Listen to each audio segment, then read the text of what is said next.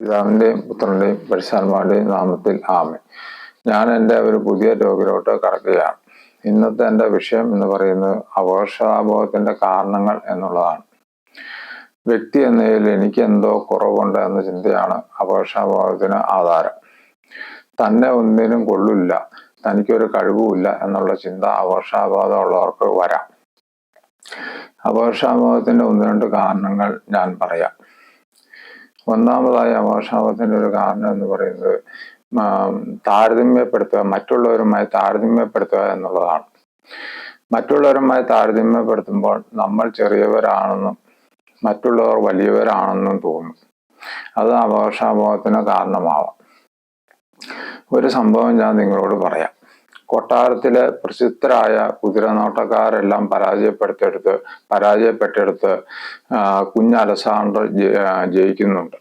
അപ്പൊ ഫിലിപ്പ് രാജാവ് അലസാണ്ടറിനോട് ചോദിച്ചു, നീ എങ്ങനെയാണ് ഈ തെമ്മാടി കുതിരയെ മെരുക്കിയത് എന്ന്.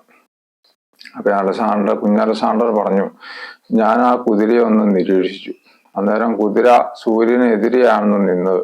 അതുകൊണ്ട് കുതിരയുടെ നിഴല് മുന്നിൽ കണ്ടാണ് കുതിര വിരളി പിടിച്ചത്. അപ്പൊ ഞാൻ ആ കുതിരയെ സൂര്യന് അഭിമുഖമായി നിർത്തി. അപ്പോൾ യാതൊരു പ്രശ്നങ്ങളും കുതിരയ്ക്ക് ഉണ്ടായില്ല എന്ന് കുഞ്ഞലസാണ്ടർ പറഞ്ഞു. അപ്പൊ നമ്മളെത്ര ചെറിയവരാണെന്ന് നമുക്ക് തോന്നിയാലും പല പല കഴിവുകൾ നമുക്കുമുണ്ട് എന്ന് മനസ്സിലാക്കുക. രണ്ടാമതായി അപകർഷതാബോധത്തിന്റെ ഒരു കാരണം എന്ന് പറയുന്നത് ശാരീരിക വൈകല്യങ്ങളാണ്.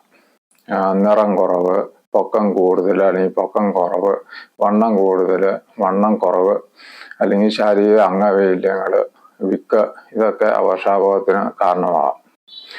നമ്മളൊരു കാര്യം മനസ്സിലാക്കിയിരിക്കേണ്ടത്, ബൈബിളിൽ നമ്മളെടുത്ത് പഠിക്കുമ്പോൾ ഏറ്റവും കൂടുതൽ അഭിഷേകമുള്ള ആളും ശക്തനായ ആളും മോശയാണ് എന്ന് നമുക്ക് മനസ്സിലാവും. മോശയ്ക്ക് വിക്കുണ്ടായിരുന്നു മരണം വരെ എന്നുള്ളത് ഒരു വസ്തുതയാണ്. അതുപോലെ തന്നെ ഉയരം കുറഞ്ഞവനും ഇടതുശേഷിക്ക് കഴിവില്ലാത്തവനും ഇടതു കൈക്ക് കഴിവില്ലാത്തവനുമായിരുന്നു നെപ്പോളിയൻ ലോക പ്രശസ്തനായില്ലേ. അതുപോലെ ആഥൻസിന്റെ ഒളിമ്പിക്സില് ശക്തിയേറിയ കരുത്തരായ നീന്തൽ മത്സരത്തിൽ നീന്തൽക്കാരോടൊപ്പം മത്സരിക്കുന്നത് ഒരു കാലുള്ള റഷ്യക്കാരിയാണ്. അപ്പൊ ഇവരൊക്കെ എങ്ങനെയാണ് തൻ്റെ അപകർഷതാബോധത്തെ അതിജീവിച്ചു എന്ന് മനസ്സിലാക്കുക. അതുപോലെ തന്നെ നമുക്ക് എല്ലാം തികഞ്ഞവരായി ഭൂമിയിൽ ആരുമില്ല എന്ന് മനസ്സിലാക്കുക. എല്ലാം തികഞ്ഞവരായി ആരും ഭൂമിയിൽ ജനിച്ചിട്ടില്ല, ആരും ജീവിച്ചിട്ടുമില്ല.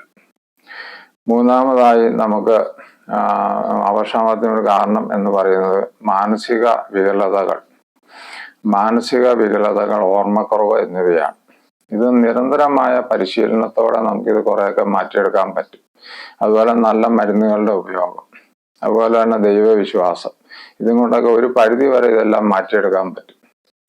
നമ്മൾ നമ്മുടെ അംഗവൈകല്യങ്ങളും അപകർഷതാബോധത്തിനും അംഗവൈകല്യങ്ങളും ഉണ്ടെങ്കിൽ അത് മാറ്റിയെടുക്കാൻ ശ്രമിക്കാം. പക്ഷെ എന്നിട്ട് അത് മാറിയില്ലെങ്കിൽ നമ്മളത് അംഗീകരിക്കുക തന്നെ വേണം. അത് എല്ലാം മാറ്റാനുള്ള കഴിവ് നമുക്കില്ലല്ലോ. അതുപോലെ തന്നെ നാലാമതായ അപകർഷതാബോധത്തിന്റെ ഒരു കാരണം എന്ന് പറയുന്നത് കുടുംബപരമാണ്. നമ്മുടെ മാതാപിതാക്കളുടെ പെരുമാറ്റ വൈകല്യങ്ങൾ, പാരമ്പര്യം, ഇതെല്ലാം അപകർഷതാബോധത്തിന് കാരണമാകും. അപ്പൊ നമുക്ക് ഒരു പക്ഷെ ഇങ്ങനെയുള്ള സാഹചര്യങ്ങളെല്ലാം മാറ്റുവാനുള്ള ശേഷി ഇല്ലായിരിക്കാം. പക്ഷെ എന്നാൽ അവയോടുള്ള മനോഭാവം മാറ്റുവാൻ നമുക്ക് പറ്റും. അതുകൊണ്ട് നമ്മൾ ഇതിനുള്ള ഒരു പോസിറ്റീവായ ഒരു മനോഭാവം ഇതിനോടെല്ലാം നമുക്ക് വേണം.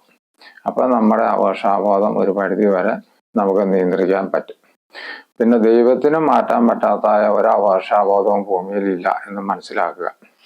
അതുകൊണ്ട് നമ്മൾ ദൈവത്തോട് നമ്മുടെ അപകർഷതാബോധം മാറാനായിട്ട് നമുക്ക് പ്രാർത്ഥിക്കാം. അപ്പൊ ഇന്നത്തെ എൻ്റെ ടോക്ക് നിങ്ങൾക്ക് ഇഷ്ടപ്പെട്ടെങ്കിൽ നിങ്ങൾ സബ്സ്ക്രൈബ് ചെയ്യുക, ലൈക്ക് ചെയ്യുക. കൂടുതൽ കാര്യങ്ങൾ ഞാൻ എൻ്റെ അടുത്ത ടോക്കിൽ പറയുന്നതായിരിക്കും. നിങ്ങൾക്ക് ഏവർക്കും എൻ്റെ ഹൃദയം നിറഞ്ഞ നന്ദി, നമസ്കാരം.